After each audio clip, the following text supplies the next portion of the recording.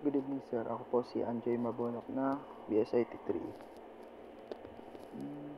Ito po yung gawa namin na midterm exam na query po.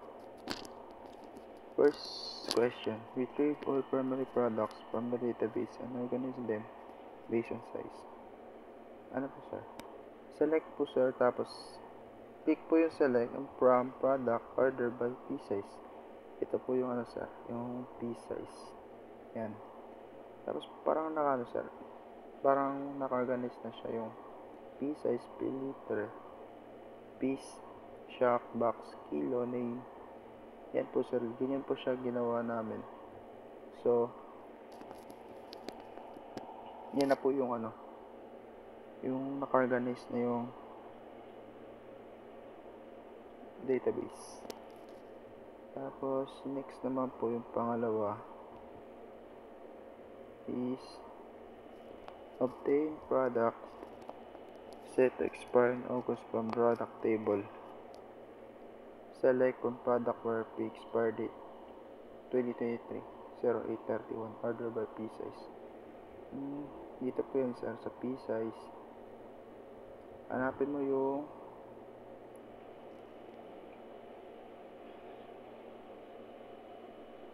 isang product na ito po yung mga product na mag-expire sa ano sir, sa August. Ito na po sila lahat.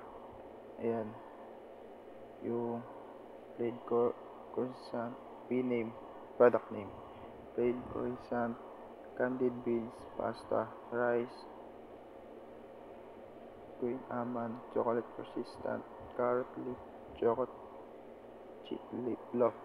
Yan po yung mga magano sa expire date po sa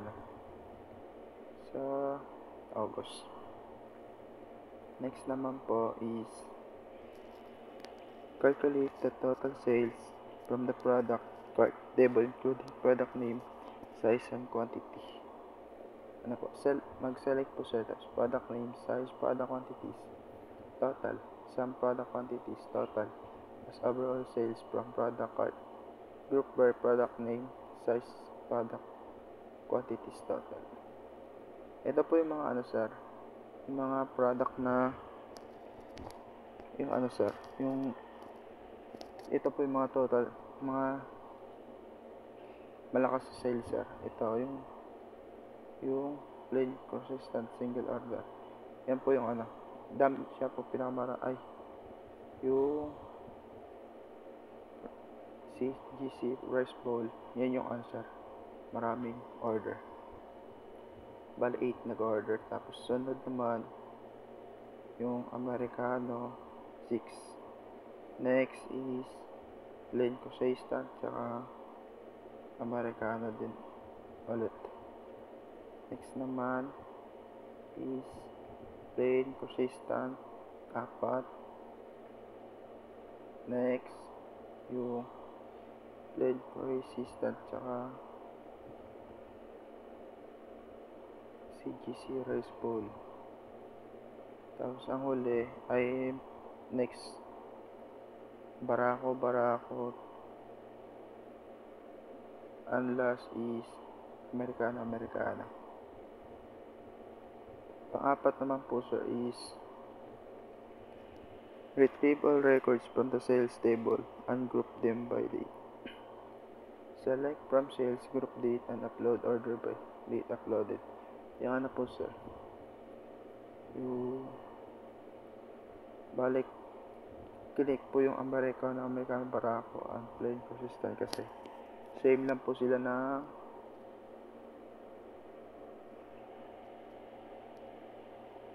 records.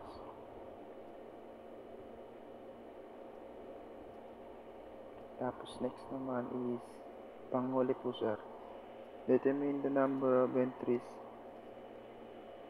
in the product cart table. Ito po sir, select count as total entries from product cart. Yan po yung ano sir, yung lumabas. 11 total entries po yung lumabas nung sir, yung Sinelect namin yung product cart table. Yan. Ako po ulit si Anjoy Mabulok ng B93. Thank you po, sir. And God bless po. Bye-bye, sir.